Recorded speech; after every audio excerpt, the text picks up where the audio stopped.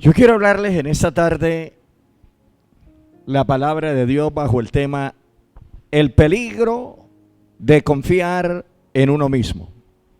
Lamentablemente vivimos, sobre todo en este tiempo, un tiempo bastante bombardeado por aquellos mensajes de superación personal, por aquellos mensajes que si los analizamos rápidamente pareciera que no tuvieran ningún daño y pareciera que el único propósito es sacarnos de un estado mental de pobreza, de ignorancia y llevarnos a un estado de superación, a un estado, ¿qué le digo yo?, intermedio entre la tierra y el cielo, y pareciera que no hubiese ningún daño en ese propósito, en ese mensaje. Pero cuando miramos la palabra de Dios, nos damos de cuenta por la Biblia que ese mensaje tiene unos propósitos muy dañinos, tiene unos propósitos muy perjudiciales, porque esos mensajes nos llevan a depositar la confianza en nosotros mismos y no la confianza en Dios. Y la Biblia dice: maldito el varón que confía en el hombre, pero bendito el varón que confía en Dios. Ese mensaje no viene del cielo. Ese mensaje al cual me refiero de confiar en uno mismo no viene del cielo. Ese mensaje viene producto de un odio rencoroso y bastante enconoso del corazón del mal y de la fuerza del mal, que un día en el cielo se creó en el corazón de un personaje llamado Luzbel. Y aquel personaje llamado Luzbel, viendo la gloria que el Dios creador le había dado a él, siendo la criatura Luzbel creada, vio que tenía mucho poder y mucha fama, y entonces este personaje llegó a decir en su corazón: seré igual a Dios y semejante al Altísimo, y subiré y haré morada en las partes altas. Quiere decir que con esas expresiones aquel personaje llegó a creer que podía llegar a ser Dios, porque tenía una confianza total en lo que él había recibido. Recuerde que toda buena dádiva y todo don perfecto lo recibimos del Dios de los cielos, del Padre de las luces. Si hoy usted está bendecido y hoy tiene para comer, tiene para dormir, tiene un techo, tiene ropa, tiene una buena familia, tiene, amado hermano, solvencia económica, no le atribuya esa gloria y esa bendición a su trabajo, a su esfuerzo, atribúyaselo al Dios Todopoderoso, porque de Él viene toda gloria para el hombre y para la mujer. Lamentablemente, como no le funcionó el plan al enemigo allá en la eternidad y Dios tuvo que hacer una limpieza, Dios limpió el cielo, entonces el enemigo bajó con gran ira. Y cuando el hombre fue creado en el huerto del Edén y Dios le hizo su compañera al hombre, entonces el mismo mensaje fue directo al corazón de Eva. Y el mensaje, aunque era cambiado de su forma teológica, por decirlo de alguna manera, sin embargo el propósito era el mismo: hacerle daño a la creación humana, que dejara de depender de Dios, que confiara en ellos mismos, que confiara en la grandeza y en el poder y en la bendición que tenían, que confiara en lo que tenían en el paraíso. Y el mensaje fue: con que Dios ha dicho que si coméis de todos los árboles, que no podéis comer de todos los árboles. La mujer entabla una charla con la serpiente, a tal punto que la serpiente le dice: no, lo que pasa es que Dios sabe que el día que comieres de ese árbol serán abiertos los ojos y seréis semejantes al Altísimo, seréis igual al Altísimo. Yo no estoy en contra de que el ser humano nos superemos. Eso es lo que Dios quiere, que nos superemos. Pero nunca tratemos de superarnos sin el Creador. Amén, hermanos. Nunca tratemos de apartar al Creador de nuestra vida. Nunca tratemos de apartar al Creador de nuestros planes. Nunca tratemos de apartar, de sacar a Dios de nuestros proyectos. Nunca tratemos de querer vivir una vida super espiritual sin el Espíritu de Dios en nosotros. Nunca tratemos de hacer y que podemos hacer las cosas bien sin la ayuda de Dios y sin Dios en nosotros. La mujer le creyó la mentira, porque ella creyó que podía confiar en lo que estaba escuchando y alcanzar del árbol prohibido para alcanzar toda gloria y ser totalmente independiente de Dios. Lamentablemente esta historia se repite a menudo. Esta historia se repite a diario. La mayoría de seres en la tierra, seres humanos a quien Dios ha bendecido, no han caído comenzando, no han caído empezando. Han caído cuando han llegado a las glorias benditas de Dios. Han caído y se han desplomado cuando han llegado a encontrar una altura espiritual. No han caído empezando, porque cuando empiezan reconocen a Dios en todas las áreas. Reconocen y dependen de Dios hasta en lo más mínimo de su vida. Pero cuando ya han crecido, cuando ya se han desarrollado, ya son doctores y doctoras. Anteriormente, cuando no eran sino primarios y primarias, entonces era: Diosito, ayúdame, Padre Celestial, si es tu voluntad. Oran por acá, oran por allá, pero como ya ahora tienen títulos de doctores y títulos de doctoras y títulos de ingenieros, ahora ya no necesitan al Dios que los sacó de primaria. La Biblia nos da cantidades de ejemplos. Uno de ellos fue el rey Salomón, tristemente hay que mencionarlo. La Biblia dice que cuando el rey Salomón sucede a su padre David, era un hombre acostumbrado a sacrificarle a Jehová, solo a Jehová, solo a Jehová. Pero al principio era un hombre que solo le sacrificaba a Jehová. Era un hombre que solo se dedicaba a darle culto a Jehová y a sacrificarle a Jehová. Pero el tiempo fue pasando, su reino fue fortaleciéndose, sus capacidades fueron notorias en los demás, su fama se extendió por el mundo, su fama se extendió por toda la faz de la tierra, a tal punto que toda la gente quería oír al menos una palabrita salida de la boca de Salomón, porque la sabiduría de ese hombre dejaba atónito a todo el mundo. La sabiduría de ese hombre dejaba boquiabierto. La reina de Sabá se desplazó miles de kilómetros solamente para oír la grandeza de las palabras de ese hombre. Y cuando llegó a oírlo, dijo: no se me dijo ni la mitad en mi tierra. Este hombre es maravilloso, este hombre es esplendoroso, este hombre es grandioso. Toda la tierra se maravilló con la sabiduría de este hombre. Toda la tierra brillaba y toda la tierra disfrutaba de la gloria. La misma reina decía: bienaventurados tus siervos que te escuchan día y noche a ti, bienaventurados los que ven tu rostro. Así que la grandeza de aquel hombre se extendió por todo el planeta conocido.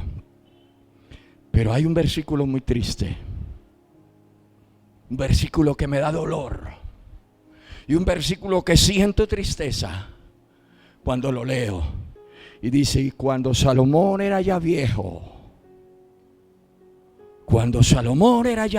quiere decir de muchos años, sus mujeres inclinaron su corazón y ya no sacrificaba a Jehová, sacrificaba a Moloc, sacrificaba a Astarte, sacrificaba a los dioses, a las dioses de los sidonios, sacrificaba a los dioses de los filisteos, porque confió en sí mismo. Hay que tener un gran cuidado. Gracias a Dios por los que llevamos tanto tiempo en el Evangelio. Gracias a Dios por los que tenemos una trayectoria quizás de 20, 30 o más años en el Evangelio. Y gracias a Dios porque ese tiempo cuenta cuando lo hemos sabido utilizar de la mejor forma. Ese tiempo cuenta porque hemos adquirido madurez, hemos adquirido conocimiento.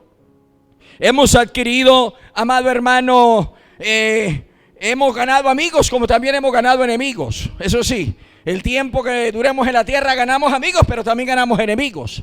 El tiempo nos ayuda a conocer. El tiempo que llevamos en el Evangelio nos ayuda a tener discernimiento. Pero hay que tener un gran cuidado. No importa que crezcamos. No importa que nuestro conocimiento sea extenso, sea grande, nuestro conocimiento de Dios, pero nunca dejemos de confiar, no en nuestra fuerza, sino en el Dios que da las fuerzas. Dijo el profeta Samuel en una ocasión: Ebenezer, hasta aquí nos ha ayudado Jehová. Y yo le digo a todos en esta tarde, esta obra ha llegado hasta aquí porque Jehová nos ha ayudado. No por lo que usted sea, no por lo que yo sea, no por lo que sean los predicadores, no por lo que sean los músicos, ni sean los cantantes, ni sean los ujieres, no porque sea fulano o sutano, es porque Dios es lo que es dentro de esta obra. A Él sea la gloria. Este pasaje de la Escritura a mí me mueve los cimientos. A mí me mueve los cimientos, ¿por qué? Porque hay dos personas muy conocidas en el mundo bíblico, un fariseo y un publicano. Eran los dos extremos.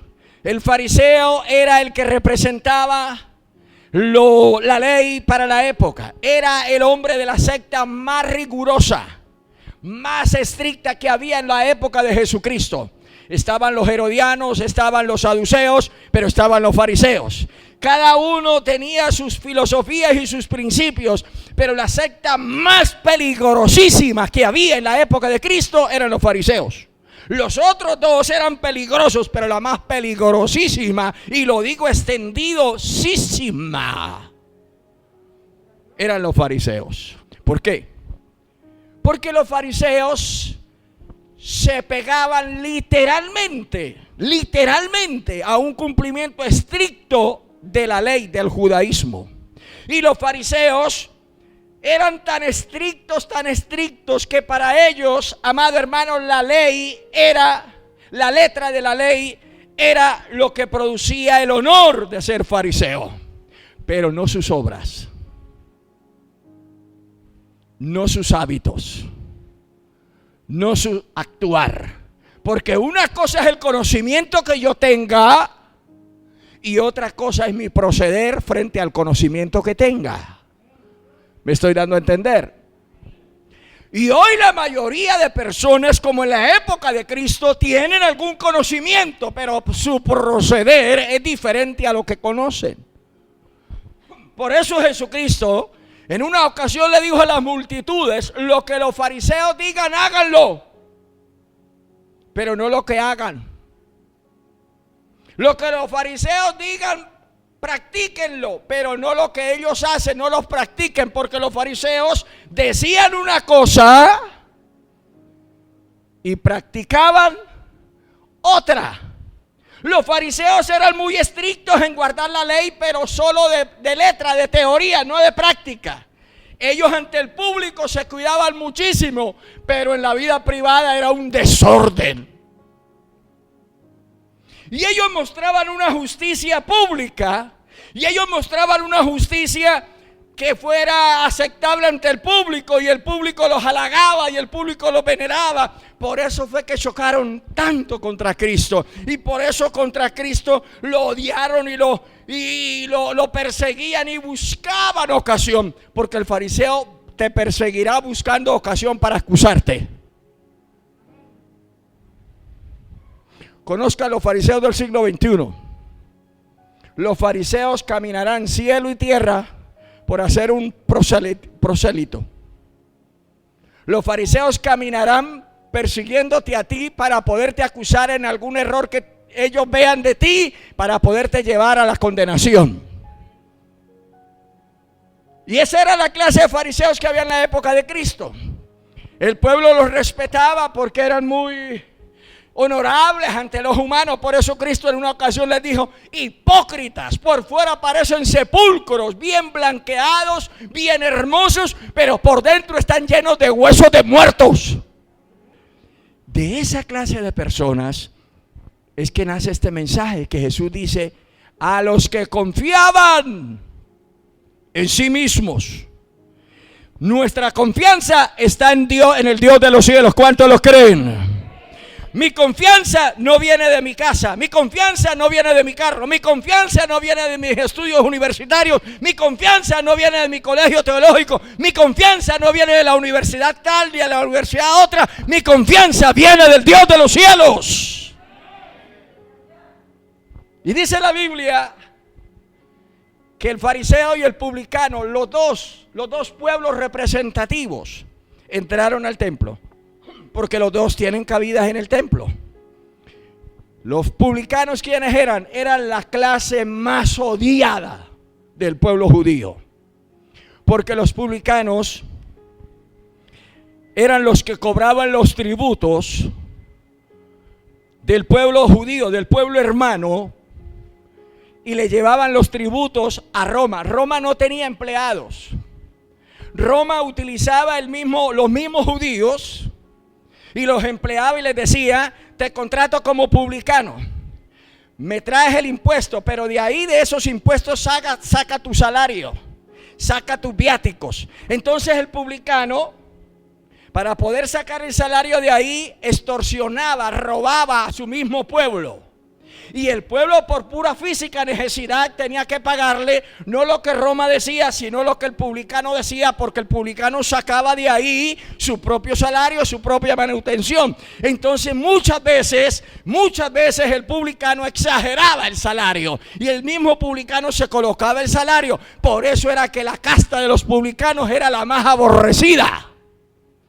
Y dice la Escritura: a unos que confiaban en sí mismos como justos y menospreciaban a los otros, dijo también esta parábola.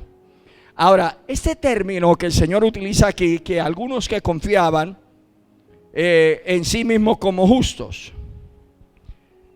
lamentablemente hay personas que resaltan demasiado sus obras. Escuche bien: hacer obras buenas no es malo. Hacer y que nos acompañen las obras no es malo. Lo malo es cuando resaltamos primero las obras que el Dios que nos da poder para hacerlas. Que usted le dé de comer a un hambriento, eso no es malo, es bueno. Pero salimos por las redes sociales: un pedazo de pan, una sopa de arroz. ¿Quién se la dio? El reverendo fulano de tal. Ahí es donde empieza el camino a torcerse.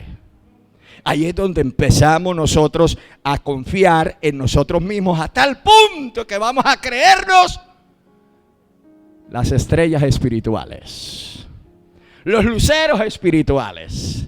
Llegamos a creernos que ya no necesitamos de Dios, porque en nosotros hay unas obras tan grandiosas y tan maravillosas que antes Dios tiene que doblar la rodilla ante nuestras obras. Que antes Dios tiene que doblar la rodilla ante nuestros soles espirituales, porque es que iluminamos demasiado que encandilamos. Y eso fue lo que le pasó. Y eso es lo que Cristo quiere enseñarnos. Y eso fue lo que le pasó al fariseo. Porque mire lo que dice es él, no lo dice Cristo, lo dice el fariseo. Dice: 2 hombres subieron al templo a orar. Uno era fariseo y el otro publicano. Mire la oración del fariseo: puesto en pie. ¿Por qué no tenía el sagrado honor, la sagrada educación de doblar la rodilla? Cuando la Biblia dice que Dios le dio un nombre a Jesucristo, sobre todo nombre, para que en el nombre de Jesucristo se doble toda rodilla de los que están en los cielos, en la tierra y debajo de la tierra. Y no estoy diciendo que debemos de andar siempre de rodillas. Y no estoy diciendo que solo hay que orar de rodillas. Y no estoy diciendo que si no oramos de rodillas Dios no nos oye. Yo no estoy diciendo eso. Pero ¿dónde estaba el fariseo? En el templo. No estaba en la plaza de mercado, no estaba manejando auto, no estaba en paseo en la costa con la familia, estaba en el templo, en el mejor lugar donde podemos doblar nuestra rodilla. Y dice: y puesto en pie, oraba de esta manera. Mire, oraba de esta manera: Padre, te doy gracias, Dios, te doy gracias, porque no soy como los otros hombres. ¿Cuántas iglesias o cuántos creyentes actuamos, y me incluyo, actuamos como un fariseo? Dios me está dando una enseñanza que de pronto más adelante la compartiré con ustedes, que se llama reconociendo al fariseo que hay en mí. Qué cosa terrible eso. Cada uno llevamos un pedacito del fariseo. Cada uno tenemos un pedacito de fariseo. En algunos hay un 30% de fariseo. En algunos hay un 50% de fariseo. En otros hay un 80% de fariseo. Pero sorprendas, en otros es 100% el fariseísmo. Y dice este hombre: no soy como los demás hombres. Quizás, ¿verdad?, no lo era. Quizás era un hombre escrupuloso, quizás era un hombre celoso de su ley, quizás era un hombre bastante estricto. Pero no lo diga él. Usted no diga lo bonito que es, que lo digan otros. Hay gente que dice: es que yo soy humilde. Dejó de ser humilde. Es que yo soy muy espiritual. Dejó de ser espiritual. Es que yo oro mucho. Dejó de orar mucho. Es que yo sé mucho la Biblia, yo la he leído 40 veces. Se le perdió el conocimiento. Cuando usted reconoce con su propia boca lo que usted es, perdió lo que dijo. ¿Sabe una cosa? Este señor fariseo dijo: ni soy ladrón, ni soy injusto, ni soy adúltero, ni aún como este publicano. Y lo señaló. ¿Quién es quién para señalar a quién? ¿Quién es? ¡Ay del dedo amenazador, del dedo señalador! ¿Quién es? Aquel hombre o aquella mujer que se atreve a señalar a otro. Pero miremos la condición del publicano. Ni siquiera levantaba su cabeza al cielo. Estaba con la cabeza entre las rodillas, tirado allá de rodillas en el altar. Y la oración fue cortita, pero una oración que traspasó los cielos. ¿Sabe qué dijo el publicano? Señor, sé propicio de mi pecador. Soy pecador. Y se golpeaba. No eran los golpes los que hacían llegar la oración al cielo. Era la contrición, era la humillación que estaba mostrando en ese momento. Y dice la Biblia que ocurrió un milagro. Los dos, cuando salen del templo, el uno salió justificado, el otro no fue justificado. El uno fue aceptado por Dios, el otro fue rechazado por Dios. Y en conclusión quiero decirle: toda aquella persona que se justifica a sí mismo, jamás Dios la podrá justificar. Jamás Dios la podrá aceptar. Pero toda aquella persona, por pecador que sea, que reconoce que necesita la misericordia y la bondad de Dios, a Dios le place aún ver a aquel pecador embarrado, maloriente, sucio, desfigurado, que venga a los brazos de Él, que aquel que quizás jamás se ha ensuciado, pero que no hace sino justificar de sus acciones y de sus actos. Dios tenga misericordia de cada uno de nosotros, porque no podemos ni señalar, no podemos ni creernos mejores, y no podemos ni tampoco orar trayendo justificación propia, y menos señalar al que creemos que es más pecador que nosotros, porque a veces la diferencia es que el uno peca diferente al otro. Que Dios tenga misericordia y nos ayude de ahora en adelante mucho más a confiar en Dios. Porque es que no hemos sido destruidos por la pura misericordia de Dios. Porque es que permanecemos de pie, no por los ayunos como dijo el fariseo, no por los diezmos como dijo el fariseo, no porque no somos adúlteros como dijo el fariseo, no porque no somos injustos como dijo el fariseo, porque es que estamos de pie por la pura misericordia de Dios. Dale un aplauso a Dios en esta tarde, aleluya.